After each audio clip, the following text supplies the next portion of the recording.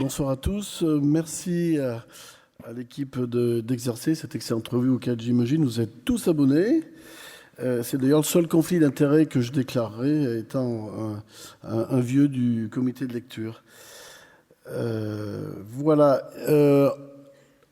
Automesure tensionnelle et autotitration, c'est un couple intimement mêlé et l'un ne va pas sans l'autre. Et je vais d'abord commencer par vous parler d'automesure tensionnelle. Le constat, il est le suivant. On a quand même une pharmacothérapie qui est efficace dans la lutte contre l'hypertension artérielle. Les taux de contrôle de l'hypertension restent qu'un Français sur deux, les études françaises demandent dans la plupart des pays, mais particulièrement chez nous. La moitié des sujets concernés sont conscients de leur pression artérielle élevée et moins d'un tiers des patients recevant un traitement atteignent les niveaux de PA cible. Alors, que disent les études sur l'hypertension ? Donc, quand la pression artérielle diminue de 5 mm de mercure pour la pression artérielle systolique, on constate une baisse de 14% des AVC, 9% des coronaropathies, 7% de mortalité toute cause. Une autre méta-analyse, c'était la méta-analyse de Hulig. Il y a eu plusieurs méta-analyses. Il y en a une qui vient de sortir encore, que j'ai reçue ce jour de la Cochrane. Je vais vous en parler. Lewington, donc lui, a montré qu'une diminution de 10 mm de pression artérielle systolique, 5 mm pour la diastolique, est associée à une diminution de 40% du risque de mortalité par AVC, 30% par infarctus et autres causes cardiovasculaires pour la tranche d'âge 40-69 ans et légèrement moins pour les plus de 69 ans. Et aujourd'hui, j'ai eu connaissance d'une méta-analyse de la Cochrane qui montre que rien ne sert d'abaisser la pression artérielle. Il n'a pas été démontré que d'abaisser la pression artérielle en dessous de 135-85 chez les patients ayant déjà eu un événement cardiovasculaire ont gagné sur les récidives ou la mortalité. Et en tout cas, on est à peu près d'accord pour montrer qu'il n'y a pas de bénéfice sur la morbimortalité quand la pression artérielle est inférieure à 115-75. Alors, l'automesure tensionnelle, elle améliore l'adhésion au traitement, elle améliore les comportements et les habitudes de vie des patients, elle améliore le contrôle tensionnel à 6 mois, elle n'améliore pas à elle seule le contrôle tensionnel à 12 mois. Par contre, elle améliore le contrôle tensionnel à 12 mois si elle est associée à une co-intervention éducative par un professionnel de santé. Et c'est là que la difficulté commence, vous allez le voir. Alors, il y a un confrère professeur de médecine générale à Oxford, M. McManus, qui, avec son équipe, a énormément travaillé sur l'automesure tensionnelle dans tous les domaines. Et il a fait de nombreux essais contrôlés randomisés, il en a fait au moins 4, si je ne m'abuse. Et il a fait une méta-analyse en 2017 pour à peu près apprécier quelle était la diminution des chiffres tensionnels lorsqu'on utilisait des automesures. Là, je vous ai mis que les résultats pour la pression artérielle systolique, elle est à peu près identique pour la diastolique. Donc, quand l'automesure tensionnelle est utilisée seule, vous voyez, il y a une baisse globalement de 1 point, de 1,1 mm de mercure. Quand elle est associée à un feedback, en général c'est un index colorimétrique vert, rouge, orange, on perd à peu près 2 points à 1 an. Quand elle est associée à un feedback sur une solution web ou sur un smartphone et une éducation, donc on perd à peu près en moyenne 4 points, 4,42.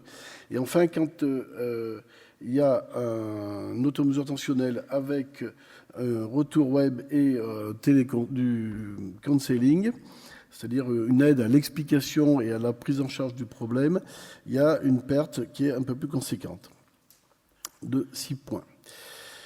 Mais ce qui est intéressant, c'est l'essai de McManus, justement, TASMIN 2, qui a montré que c'était une baisse assez conséquente de 5,4 points à 12 mois lorsque l'automesure tensionnelle était associée à l'autotitration.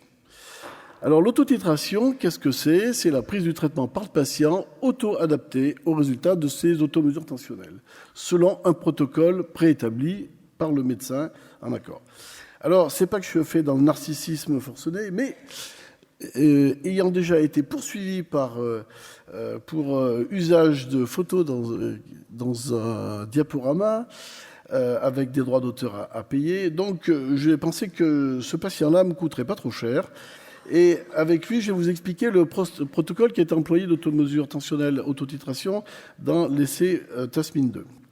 Donc les patients devaient d'abord prendre leur pression artérielle 1 semaine par mois pendant plus d'1 an. Et lorsqu'ils prenaient leur pression artérielle, ils avaient un retour donc, sur leur smartphone, sur une application. Elle était normale lorsque la systolique était comprise entre 100 et 130 et la diastolique inférieure à 86. Validée. Donc, elle était élevée, lorsqu'elle était élevée ou basse, c'est-à-dire quand il y avait une pression artérielle systolique supérieure à 200 ou une diastolique inférieure, ou une systolique inférieure à 101 ou une diastolique supérieure à 100, là, ils avaient l'obligation de contacter leur médecin généraliste pour une adaptation. Et enfin, il y avait la zone orange, vous vous en doutez, la zone qui retrouvait des pressions comprises entre 131 et 200 pour la systolique et 86-100 pour la diastolique. Là, si elle était vérifiée à 2 mois d'intervalle avec 4 lectures orange, ils s'auto-adaptaient leur traitement. Alors, comment s'auto-adapter-t-il ? Eh ben, il faut définir, là c'est un algorithme qu'on avait défini pour un essai avec Jérôme Tréfond qui a travaillé ce diaporama avec moi. Donc voilà à peu près un tableau d'adaptation. Je vous prends ici la prescription d'un ARA2. Alors vous pouvez commencer à la dose que vous préférez selon éventuellement le résultat de l'automesure. Donc on commence par l'ARA2 seul, le sartan seul, et puis on dit au patient, si vous êtes dans la zone orange à 2 mois d'intervalle, vous augmentez, vous rajoutez un diurétique, donc il a la prescription, et puis après vous rajoutez un diurétique full dose, c'est-à-dire 25 mg d'hydrochlorothiazide, et puis si vous êtes encore toujours dans la zone orange, eh ben, vous rajoutez un calcium bloqueur. Donc voilà en quoi ça consiste l'autotitration. Donc c'est une délégation, et McManus, il a fait, comme dans Exercer, il a fait une analyse qualitative d'un retour d'expérience de cet essai contrôlé randomisé. Donc, je vous le rappelle, avait montré une efficacité, une baisse de 5 points, de 5 mm de mercure. Donc, les professionnels de santé, qu'est-ce qu'ils en ont dit ? Les professionnels qui avaient été engagés dans l'étude, ils ont dit que, quand même, avant que l'autotitration soit proposée efficacement, les patients doivent être au taquet formés correctement sur les règles de mesure et l'interprétation des résultats. C'est 2 choses différentes. L'effort de formation et de cogestion pour mettre en œuvre l'autotitration en routine était nécessaire, et il fallait qu'il y ait une certaine confiance en soi des patients pour y parvenir. Et les patients disaient exactement la même chose. Globalement, ils demandaient de la connaissance et de la confiance pour se prendre en charge, et 2 catégories étaient apparues. Il y avait des confiants, des hésitants. Les confiants, donc, qui géraient parfaitement la TT sans avoir recours à leur médecin, et puis les hésitants qui avaient quand même besoin du coup de pouce et de l'avis du médecin. Et il est apparu que les patients étaient tout à fait prêts à augmenter leur traitement lorsque la pression artérielle était nettement élevée, mais quand elle était juste dans les limites supérieures ou légèrement au-dessus, et ben là, ils ne bougeaient pas. Donc, quelque part, je pense qu'on retombe dans l'inertie chère à Jean-Pierre Lebeau, dont il va probablement vous parler. Vous n'y échapperez pas.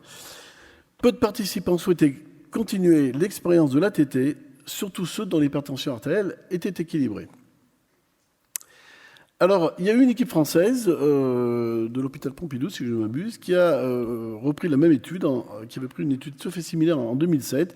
Alors, c'est une étude pilote, c'était une étude pilote multicentrique, prospective, monogroupe, 101 patients en médecine générale souffrant d'hypertension qui n'étaient pas traités, qui n'étaient pas équilibrés, malgré une monothérapie. Donc, ils ont fait simplement une étude de satisfaction et un peu basique, évalué donc sur 8 semaines, l'autosatisfaction était à 80% pour les patients, 52% pour les médecins généralistes, 52%. Les médecins généralistes étaient un peu plus dubitatifs. Et au cours d'essai, il y avait une baisse constatée de la pression artérielle, mais c'était anecdotique puisque c'était sur 8 semaines. Donc, il avait été conclu que l'approche était innovante de la gestion d'hypertension artérielle, faisable, bien adaptée par les patients. C'est en général ce que concluent d'ailleurs les études pilotes. Et malheureusement, il n'y a pas eu d'essai contrôlé randomisé ultérieurement. Alors on en vient à l'étude qualitative publiée dans Exercer, quand même, il faut qu'on en parle. L'automesure tentionnelle et autotitration médicamenteuse. Quelles sont les perceptions des patients et des médecins généralistes? Alors là, on a affaire à des bons puits d'eau moi, ce ne sont pas des anglo-saxons. L'objectif, c'était d'explorer les freins et les leviers des patients et des médecins généralistes français à l'utilisation d'automesure et de l'autotitration. C'était une étude qui avait été faite pour un PHRC qui a été proposé 2 années de suite et retoqué pour faire un essai similaire à celui de McManus. Donc ce sont des entretiens semi-dirigés, 14 patients, 9 médecins généralistes. Et il fallait que les patients, bien sûr, soient traités pour une hypertension artérielle depuis au moins 1 an, ayant déjà pratiqué l'automesure tensionnelle, selon les règles, ayant été en dehors des objectifs tensionnels au cabinet. Alors, les médecins généralistes étaient très partagés. Les bénéfices envisagés, oui, c'est quelque chose de séduisant dans l'auto-soin. Si vous voulez être plus compréhensif, il faut dire le self-care. Meilleure compréhension de la maladie et ça permettait de faire face à des situations aiguës. Lutte contre l'inertie thérapeutique, mais pas que, on l'a vu dans l'essai de McManus. Améliorer l'observance. C'est une méthode moderne, changer les modes de communication, effectivement, c'est quelque chose une délégation presque de tâches vers une participation du patient, et c'est assez séduisant. Et puis, ça permettait de libérer éventuellement du temps médical, d'être moins interpellé pour équilibrer les chiffres de tension. Et les craintes, on retrouve les mêmes choses en miroir, c'est que c'était quand même consommateur de temps parce qu'il faut expliquer ça aux patients et vous avez bien compris que ça ne se faisait pas sur le bord du zinc en 5 minutes. Les craintes, c'est de développer chez les patients des obsessions et des anxiétés vers l'automesure tensionnelle. Effectivement, on en revient un petit peu à la discussion qu'on vient d'avoir. N'importe qui ne peut pas faire des automesures tensionnelles. Que ça brise une relation paternaliste rassurante pour certains. Et que c'était peu généralisable, personnes âgées, précaires, migrants, etc. Et qu'il y avait un risque potentiel d'erreur médicamenteuse. Les patients, eux, étaient plus enthousiastes, donc diminuer le nombre de consultations. Donc finalement, il y a quand même des patients qui viennent pas avec la joie au cœur dans nos consultations. Améliorer ses connaissances, et ça c'est quelque chose d'important parce que les études montrent que globalement, on demande aux gens de baisser leur chiffre tensionnel sans leur expliquer pourquoi, quel est le bénéfice pour leur santé. Et une prise en charge dans des situations aiguës. Quelques craintes, c'est la peur de l'erreur médicale, le manque de connaissances et la contrainte de l'AMT, parce que l'automesure, c'est quand même effectivement contraignant, surtout quand on le fait faire dans des essais à des rythmes assez soutenus. Alors, les messages à ramener à la maison, si vous faites un médico-score, c'est vert quand l'automesure peut augmenter l'engagement du patient et améliorer le contrôle de la pression artérielle dans certaines conditions. L'augmentation du nombre de données sur la pression artérielle peut faciliter une gestion plus agressive de la pression artérielle. Et enfin, l'autotitration associée à l'automesure tensionnelle constitue l'intervention la plus efficace pour la baisse de la pression artérielle systolique et diastolique. Je ne sais pas pourquoi j'ai mis que systolique. Le médico-score est moins engageant parce qu'il y a moins d'adhésion chez les patients qui ont des hypertensions artérielles de bas grade. Les résultats cliniques à long terme sont associés à la gestion. À long terme, les gains cliniques ne sont pas clairs sur la gestion AMT autotitration parce qu'on ne sait pas ce qui se passe après 1 an. Et l'automesure tensionnelle n'est pas en mesure d'évaluer l'hypertension artérielle nocturne, mais ça, vous le saviez. Et enfin, un médico-score partagé, automesure et autotitration, nouvel outil à notre disposition pour des patients demandeurs. Oui, mais ça demande effectivement de se replacer dans le cadre de la décision médicale partagée. C'est quelque chose qui doit recueillir le plein accord du patient. La place du télémonitoring en France, c'est quand même quelque chose qui est encore assez peu développé. Et l'automesure tensionnelle et l'autotitration peuvent être mises en place par la seule MG. Je n'ai pas la réponse. Je vous pose la question. Moi, à la réflexion, je pense que ça peut être l'objet d'une collaboration avec les IDE azalées, où j'aurais pu rajouter d'ailleurs les IPA, voire le pharmacien, comme le montre une étude qui est sortie où les pharmaciens étaient impliqués au même titre que les médecins. Voilà. Merci de votre attention.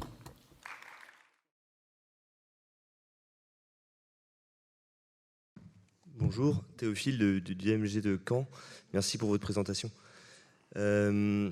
J'exerce à la campagne aussi, donc avec des patients qui viennent de loin pour venir me voir. Donc effectivement, j'utilise le pharmacien, moi, et je trouvais ça intéressant. J'aimerais que vous reveniez sur l'étude dont vous parliez juste à la fin. Comment ça se passe? Parce que clairement, moi, c'est vraiment utile, parce que le pharmacien m'envoie les automesures de tension, et j'adapte les doses, parce qu'ils sont clairement incapables de faire de l'autotitration. Enfin, la dernière fois que j'ai dû changer quelque chose comme ça, j'avais une patiente, bon, c'était pas pour des automesures, mais c'était pour juste un switch entre un AVK et un AOD avec le protocole selon l'INR. J'avais tout bien mis pour la patiente. Bon, une semaine après, elle était toujours avec ces deux traitements anticoagulants, donc heureusement qu'il avait l'infirmière qui était là. Mais c'est pareil pour la tension, c'est compliqué pour les patients. Alors, j'ai peut-être pas les mêmes patients que Jean-Sébastien, mais il y a quand même des niveaux sociaux professionnels où c'est clairement impossible. Et là, pour le coup, le pharmacien est vraiment aidant. Et puis pour le côté un peu libéral, d'ailleurs, moi, je me suis même, j'ai découvert qu'on pouvait coter en tant que médecin généraliste libéral un acte de téléexpertise si on est requis par un autre professionnel de santé, pas forcément un médecin. Et en l'occurrence, un pharmacien, c'en est un. Donc voilà, c'est un peu gagnant-gagnant, et en même temps, ça évite aux patients de faire 20 minutes de route de campagne, quoi. Voilà. Oui, moi je crois qu'il y a des patients qui peuvent être séduits par la méthode, il y a des patients qu'on peut engager. Ça demande quand même d'avoir très bien défini la feuille de route auparavant, hein.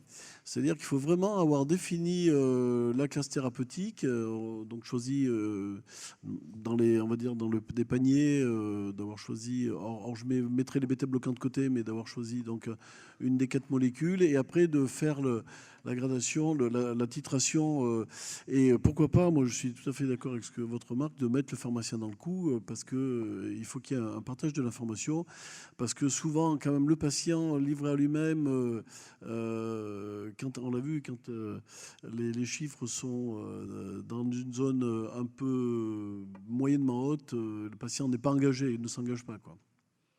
Il est frappé d'inertie comme le médecin, quoi, finalement.